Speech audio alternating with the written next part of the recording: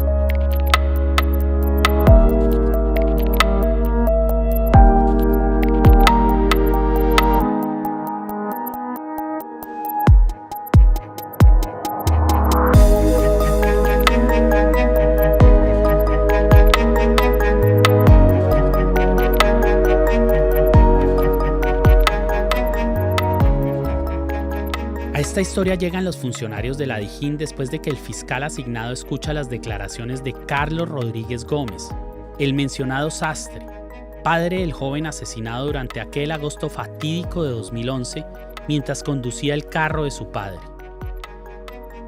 Durante la diligencia, el hombre desconsolado le contó al fiscal cómo el destino le había regalado a su hijo esos 6 tiros mortales que eran para él. Carlos Rodríguez no solo estaba en el negocio de la moda, era un lavador de la mafia y un prestamista de grandes sumas de dinero, quien para el día de la muerte de su hijo se encontraba retomando las riendas de su negocio después de haber estado preso en los Estados Unidos. El sastre, en su condición de prestamista canalizador de divisas oscuras, llegó de Norteamérica a cobrar las millonarias cifras en dólares que le adeudaban varios de los miembros de esa oligarquía costeña, que acostumbraban a pagarle cuando ya el ganado había crecido o cuando confirmaban que las avionetas habían aterrizado sanas y salvas. El Ñeñe le debía al sastre aproximadamente en pesos lo que para la época era $1 millón. El mafioso prefirió pagárselo en plomo y por eso le pidió a Marcos Figueroa, su socio de cartel, que le organizara el homicidio, el cual fue ejecutado por un sicario distraído que terminó matando al hijo y no al papá.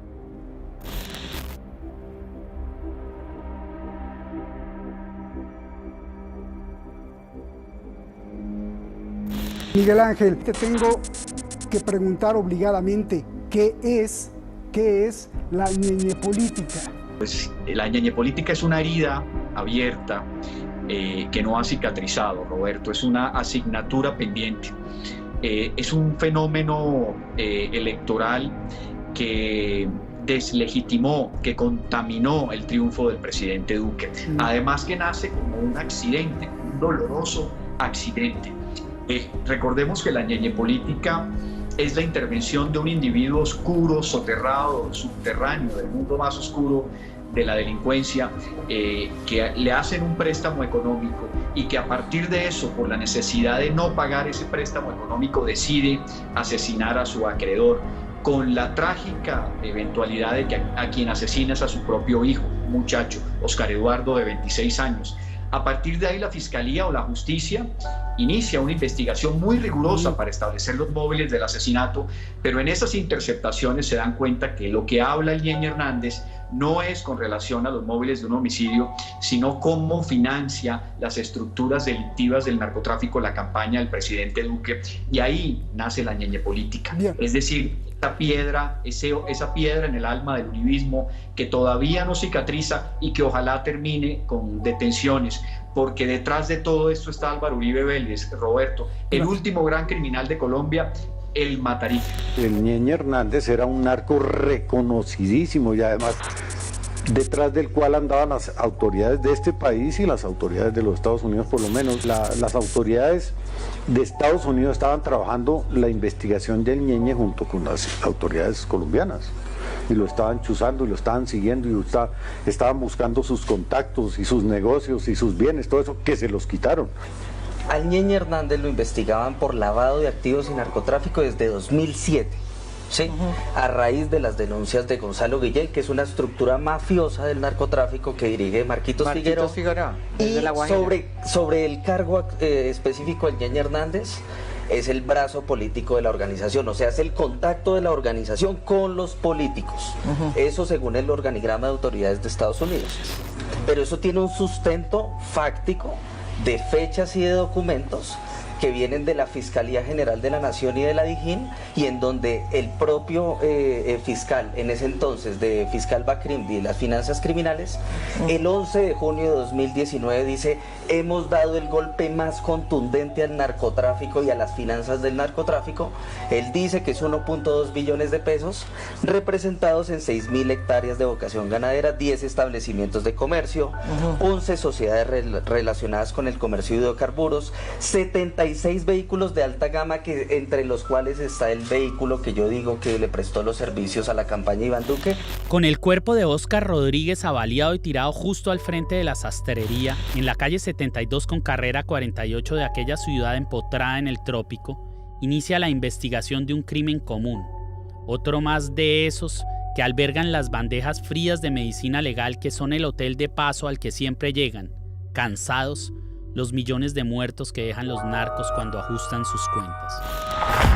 Los investigadores habían llegado a cumplir la orden de interceptación de algunas líneas telefónicas dentro del marco de otra investigación ordinaria, sin ningún tipo de relevancia pública.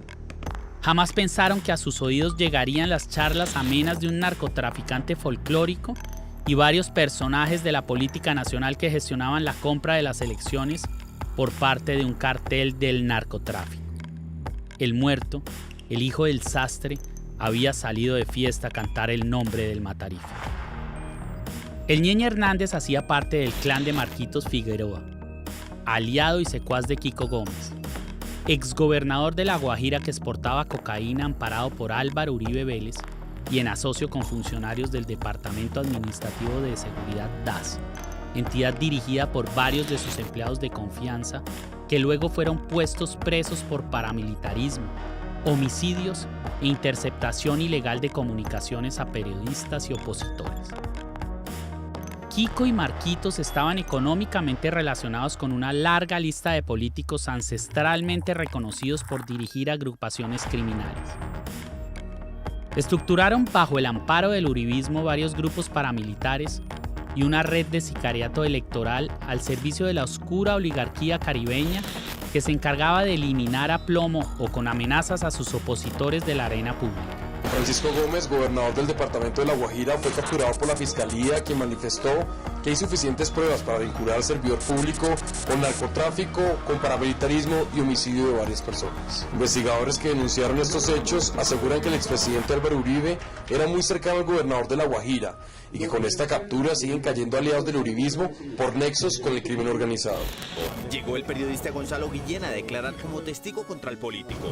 Gómez Cerchar quiso intimidarlo. Acá en estos estrados es que quería conocerlo y enfrentarlo. ¿Usted pudo ubicar al menos a alguno de los autores materiales de la muerte del señor Henry Ustaris, sí o no? Vea, yo le voy a pedir un favor, a mí no me grite, me respeta. Yo no entiendo por qué estamos ya a punto de pedir guantes. La audiencia por fin entendió la intención de Kiko Gómez y su defensa, que se mencionaran los nombres de quienes aseguran que Gómez Cerchar es el responsable del asesinato de la exalcaldesa de Barranca Guajira, Yandra Brito, su esposo y su escolta. Sería importante, en aras de esclarecer los hechos, pues conocer ¿cuáles son los testigos? Guillén acudió a la reserva de la fuente y el juez lo respaldó. Así se evitó revelar los nombres de los testigos que el periodista grabó en video. Y me dicen a mí que no van, que prefieren cualquier cosa ir a declarar porque los van a asesinar. ¿Y a quién le atribuyen esos muertos, esas víctimas? A la organización criminal de Kiko Gómez y Marcos Figueroa. Estaba muy asustada. Me dijo incluso que el Kiko Gómez lo había amenazado personalmente. Que algún día le había dicho, si me quiere usted matar a mí, tiene que buscar sicarios en Medellín porque todos los de La Guajira son míos. Se comenzó a hacer justicia porque son lo que yo he denunciado, investigado y documentado de Kiko Gómez y su banda son 131 homicidios. Y esto ya es una condena por 3. Por 3. ¿No? Y que es el caso de Yandra Brito y Henry Ustaris, que es muy triste porque él los asesinó a ellos y ellos tenían 2 niños huérfanos que habían adoptado y los niños volvieron a quedar huérfanos por segunda vez. La Guajira se convirtió y todavía está en poder de la mafia, es una región, casi que es un país del AMPA, y mataban gente y no prosperaba ninguna denuncia, todo lo archivaban, si aparecía un testigo lo asesinaban, lo desaparecían. De hecho, hoy el juez hizo notar eso al decir cuál era la sentencia. ¿Matando gente con qué móvil o con qué propósito o por qué causa? Para que no hablen, para que no denuncien. Los testigos del caso, muchos llegaron asustadísimos, cambiaron todas las versiones que tenían, eso lo hizo notar hoy el juez. Otros se desaparecieron, otros los asesinaron. Realmente los testigos que hubo ahí no fueron muchos, yo fui uno de ellos, yo fui a prestar testimonio sobre mi investigación. Y sobre el Yandra Brito, a mí me llamó unos días antes de que la asesinaran a contarme que Kiko Gómez la iba a asesinar. Me siento muy satisfecho, por lo menos. Estoy muy contento de que haya comenzado a haber justicia y espero que se sepa.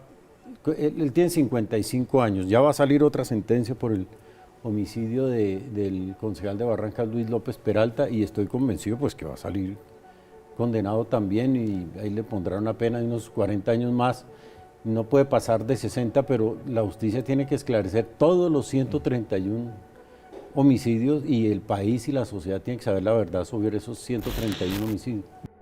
Estando en la cárcel investigado y condenado por varios asesinatos, Kiko Gómez seguía dirigiendo los tinglados políticos y criminales de su región, al punto de que su esposa, Viviana Bachi García, no tenía reparo en organizar reuniones públicas con uno de sus más leales copartidarios, el hoy presidente Iván Duque.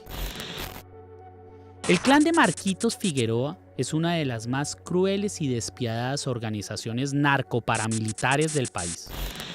Opera desde hace décadas en La Guajira y el Cesar.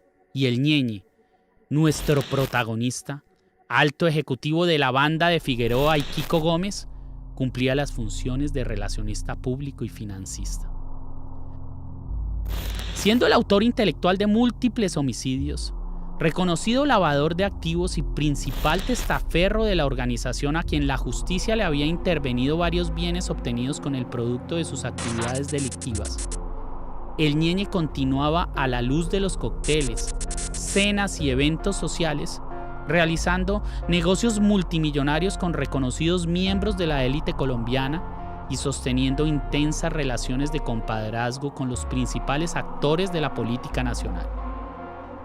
El Ñeñe se había convertido en el principal canalizador de la información entre la criminalidad y la élite de terratenientes, propietaria ancestral de las instituciones gubernamentales en los departamentos cercanos a la costa atlántica. Era amigo íntimo y socio de importantes personalidades que tenían en común su devoción incondicional por Álvaro Uribe.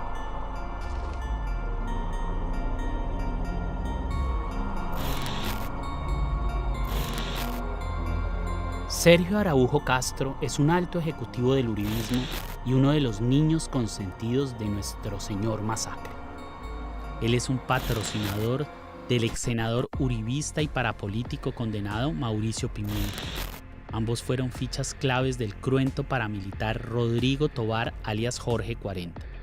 A su vez, este comandante de las autodefensas recibía órdenes de ejecución de civiles directamente de Álvaro Uribe Vélez, las cuales eran ejecutadas por el entonces capitán del ejército Adolfo Enrique Guevara, alias 101, quien se convirtió en uno de los sicarios del hoy expresidente. Araujo Castro nació en Cuna Paraca. Es hijo y hermano de 2 condenados por ser auspiciadores de las autodefensas. El partido del expresidente Uribe le otorgó el aval a Sergio Araujo Castro para la alcaldía de Valledupar. El relacionista público de las autodefensas. Sergio Araujo, por medio del abogado Abelardo de la Espriella, anunció una querella contra el investigador Ariel Ávila, quien recaudó el dossier de información que relaciona al candidato y a miembros de su familia con alias Jorge 40. Sergio Araujo era el asesor de cabecera de Jorge 40. En la página 7, García asegura que el 8 de agosto de 2002, 24 horas después de haberse posesionado como presidente, Álvaro Uribe sostuvo una reunión con Sergio Araujo en Valledupar, donde participaron políticos del movimiento de la Provincia Unida de Jorge 40 para definir la llegada de Jorge Noguera a la dirección del DAS como supuesta fórmula de pago por el fraude electoral que realizaron las AUC en Magdalena para favorecer la elección de parapolíticos y del presidente. Cuando el presidente Uribe repartió la burocracia entre ellos, indirectamente la repartió entre las autodefensas. Tras el escándalo de la compra de votos para las elecciones presidenciales, no ha parado de ejercer la defensa de la memoria de su gran amigo el Ñeñe Hernández, con quien se abraza en las fotografías. Cuando consumes uribismo, esto es lo que te pasa. Francisco Santos es el vicepresidente reelecto de Álvaro Uribe, un tipo de gafitas y cachetirrosado al que le dicen Pachito, el mismo que se descubrió creador del bloque capital de las autodefensas y de varios escuadrones de la muerte en asocio con el procurador neonazi Alejandro Ordóñez y el comandante paramilitar en jefe Salvatore Mancuso. Pachito tuvo al Ñeñe de chaperón en varias correrías electorales y se sirvió de las relaciones del mafioso en la costa caribe. De acuerdo con múltiples declaraciones sobrantes en varios expedientes, Francisco Santos tuvo múltiples reuniones con Jorge 40 y Mancuso. El vicepresidente Pachito Santos siempre fue muy generoso en los elogios a la labor de los comandantes paramilitares y no dejó de ponerse siempre a disposición de la organización genocida de extrema derecha Autodefensas Unidas de Colombia, conocidas como las AUC. La base nuestra está establecida dentro de Valledupar, en el barrio Novalito, en una casa de los genios. Allí llegó el doctor Santos. Cuando llegó, yo lo saludé. Pachito, ¿cómo está? Él me dijo, hola amor, ¿cómo estás? Me preguntó, bueno, ¿cómo va Carlos con la propuesta que le hice de la creación del frente en Bogotá? No se podía montar un bloque sin una persona que tuviese la suficiente influencia sobre las instituciones de seguridad y sobre la clase prestante de la capital de una república.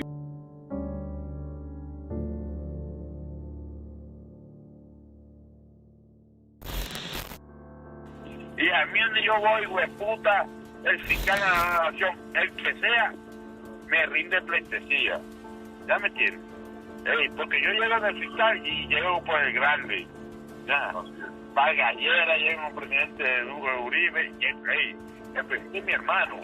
pero te conoce, pero te conoce. No es que me conoce. Mi hermano. Y te voy a decir una cosa, para que tú sepas. Ariana me está manejando toda la parte financiera, bancaria. Pero tú estás mandando carne con ella para Rusia y eso. Estamos en esa vuelta. Esa parranda con los chuletas está buena y hay sorpresas y de cosas. ¿Y eso dónde va a ser? ¿Dónde lo vas a hacer? Centro de Convenciones, es la primera parranda que hay acá. Tu compadre Iván Duque va para la casa de tu prima Nani Castro, supiste, ¿no? Sí, pero le alquilaron la casa Botero, esto es Fernando. No se la alquilaron, se la prestaron. No, señora, Adriana cobró. Tengo una cantidad de cosas, José, la cabeza enorme, porque yo programé la cita de Iván y yo estoy organizando todo, pero esto es milimétrico. Iván llega ¿cuándo? Sábado. El sábado ¿a qué hora? ¿En el vuelo de la mañana? 9:30. Ah, bueno, en la mañana. Y de ahí nos vamos para la sede y de ahí nos vamos para el 1 de mayo. Y después para allá, donde Adriana Castro, donde Botero. En la página de la Federación de Ganaderos Fedegan están publicadas aún, sin atisbo de vergüenza, las palabras de condolencias del presidente de la fundación, José Félix Laforí, expresadas cuando se supo del asesinato del Ñeñe. El país pierde a un gran señor. Para su familia, que es la mía, solidaridad y condolencias. Así le mostraba este oscuro líder gremial al país la muerte del temible narco y asesino, a quien jamás ha negado como su amigo entrañable. Laforí también ha hecho parte de las directivas de aquella cueva de maleantes de Ferragamo y Rolex que ha albergado a los más selectos narcos estafadores, políticos, corruptos y sobre todo a los más brutales y sanguinarios paramilitares del país. El búnker donde se resguarda la élite posmafiosa colombiana. El Club El Nogal.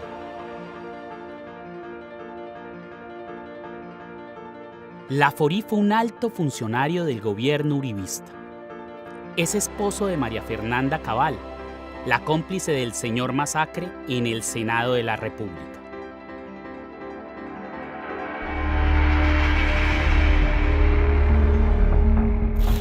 Este burócrata de la ganadería es otro más de la ralea monárquica de hacendados untados de muerte y corrupción.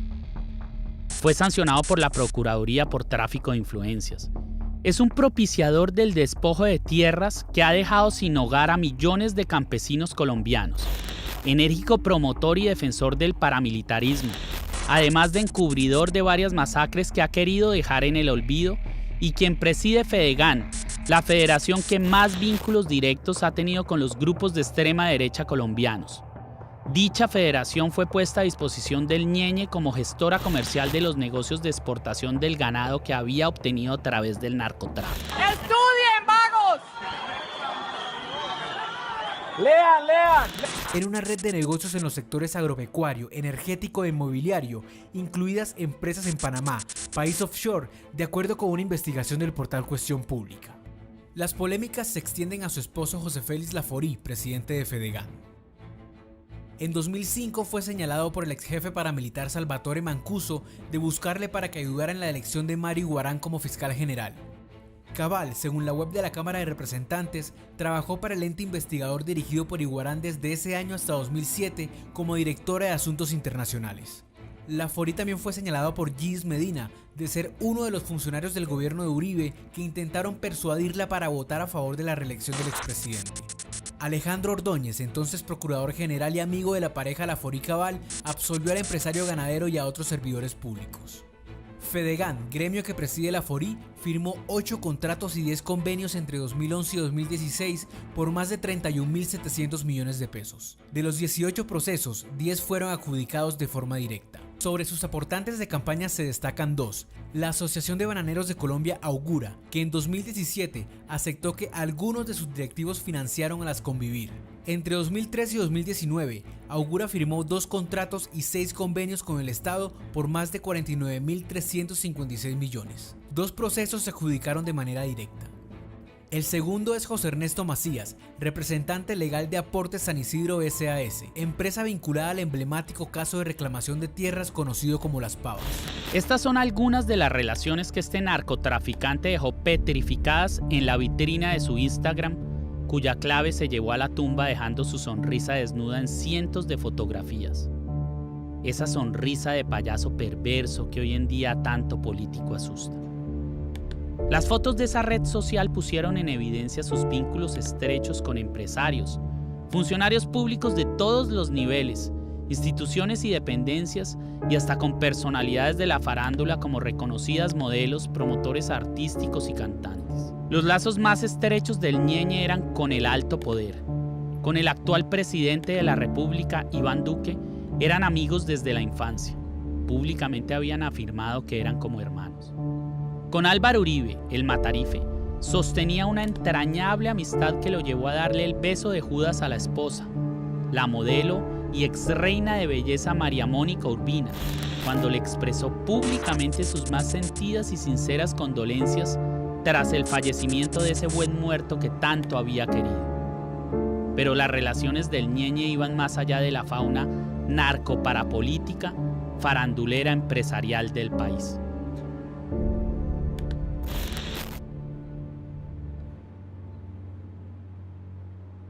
Hernández parecía ser parte de la cadena de mando de las fuerzas militares con las que llegó a entablar relaciones muy estrechas. Al Ñeñe le rendían honores coroneles, generales de la policía y el ejército. Era amigo íntimo y muy cercano al vínculo familiar de los generales Raúl Antonio Rodríguez y Adolfo Hernández, que estuvieron vinculados a los procesos que se abrieron por el asesinato de miles de jóvenes inocentes que el ejército vistió de camuflado para hacerlos pasar como guerrilleros. Hablamos del genocidio uribista de los falsos positivos, que fue otro de los grandes logros de la corporación criminal del señor Masacre durante su gobierno. Oiga, Jerez, Miguel Jerez es el asesor de seguridad del presidente. ¿Sabía eso? No, él está en el empalme. Ah, bueno, compadre. ¿Y qué busca algo bueno por ahí con Miguel Jerez? Él está en el empalme. Yo lo llamé, él está en el empalme. Sí. Y por la policía está aplicando Guatibonza. ¿Ya? Sí, y él cuando estuvo aquí en Valledupar iba a mi casa y todo esa vaina. Él aquí tuvo como 2 meses, 3 meses y después lo sacaron. ¿Quién? ¿El presidente? Sí, Bahuiza estuvo aquí, de comandante.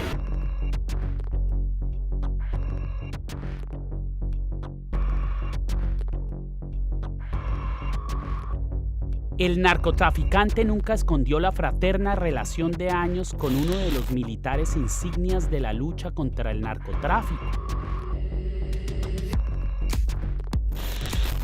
El general Ricardo Restrepo, el mismo que apareció varias veces agarrando mulas de la mafia en El Dorado como protagonista del documental de National Geographic llamado Alerta Aeropuerto. En El Dorado ya estamos superando los 700 kilos de clorhidrato de cocaína incautados en este año. Esto inclusive representa un incremento frente a lo que llevábamos el año pasado para esta misma época, que íbamos aproximadamente en 450 kilos de clorhidrato de cocaína. Aquí lo que nos toca a nosotros es seguir adelante, no desfallecer y tener, como siempre, la convicción de que esto lo vamos a acabar. Este prestante jerarca militar estaba dedicado a agarrar a los incautos que, manipulados por los narcos de verdad, se llenaban la panza de droga para salvar así del hambre a su familia. Mafiosos que son los que alimentan a las pobres mulas cargadas de cocaína que en el aeropuerto capturaba de vez en cuando el oficial. Ese es el comprometido militar justiciero que brilla en la pantalla. Allí está frente a ustedes, justo al lado del Ñeñe, que en la foto hace coquitos con su sonrisa mientras sostiene el whisky en la mano.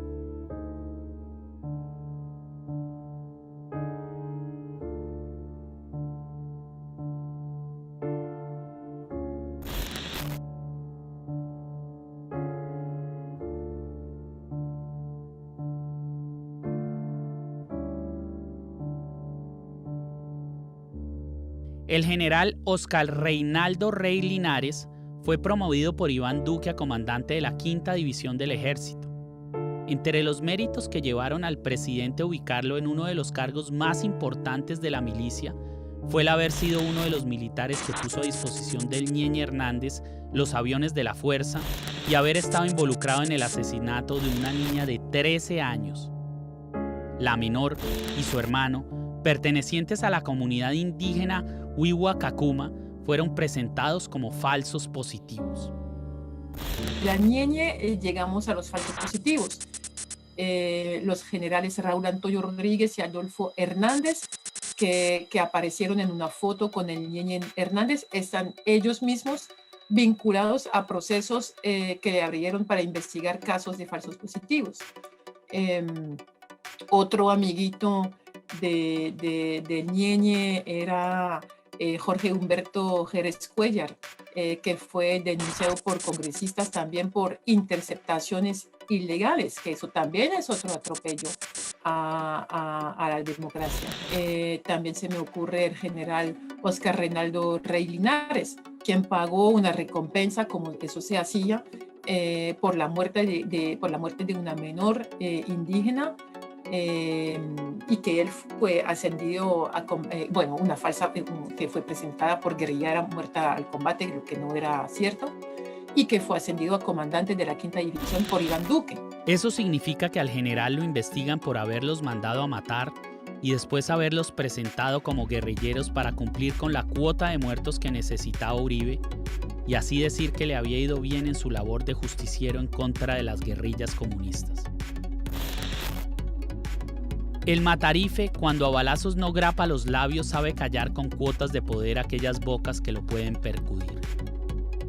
El coronel Jerez Cuellar, investigado por peculado, interceptación y perfilamiento ilegal de periodistas y políticos de oposición, era el asesor de seguridad de Iván Duque.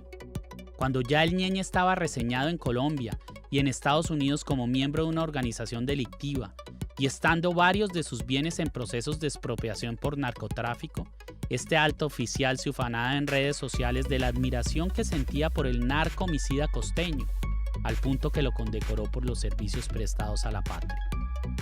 José Guillermo, el Ñeñe Hernández, ponía y quitaba oficiales. Lo llamaban desde suboficiales hasta generales de varios soles para que les ayudara a cabildear bajas y nombramientos. Tenía a su servicio helicópteros y avionetas de la fuerza pública que utilizaba para sus viajes de negocios o para salir de parranda con sus amigotes. Este mafioso no solo manipulaba la institucionalidad del nuevo gobierno, sino que quienes lo cuidaban y consentían eran los mismos a los que el Estado les pagaba por atrapar. Claro, con Bonilla yo, hermano, voy a estar ahí y el te voy a llamar a Bonilla. Ahora que esté en tu finca, voy a decirle a Bonilla a ver si vas hasta allá, hermano. Listo, entonces. No voy a llamar a Bonilla, voy a llamar a Bonilla, hermano, y a recomendarlo porque hay que subir a Bonilla, hermano. Sí, claro, sí. Él a ti te aprecia mucho, la verdad. No, Bonilla conmigo ha sido elegante, lo que yo lo llamo y yo siempre te recomiendo a ti. Y dice, no, tranquilo, mi coronel. Y con Tío Aiza, pues yo lo que yo le diga a Tío Aiza, Tío Aiza son 10 votos, porque son él y 9 compañeros más, son 10 votos. Recomiéndelo ahí. No.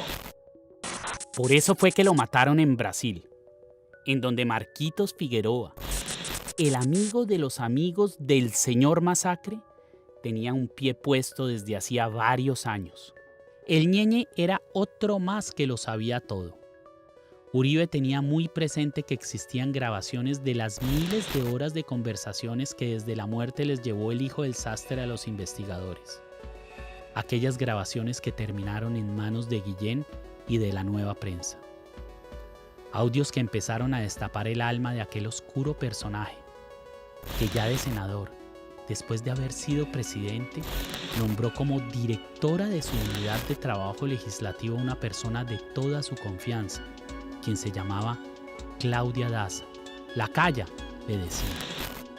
A la Calla fue a la que en plena efervescencia electoral se le escuchó la voz en ese teléfono pinchado cuando hablaba con el Ñeñe de los votos que la mafia le entregó al matarife para que pusiera a Duque de presidente, que más que un mandatario siempre ha sido la mucama servil y dócil de la corporación narcoparamilitar que ha reinado en Colombia desde los años 80 y que preside este genocida innombrable llamado Álvaro Uribe Vélez, de quien aún queda mucho por contar.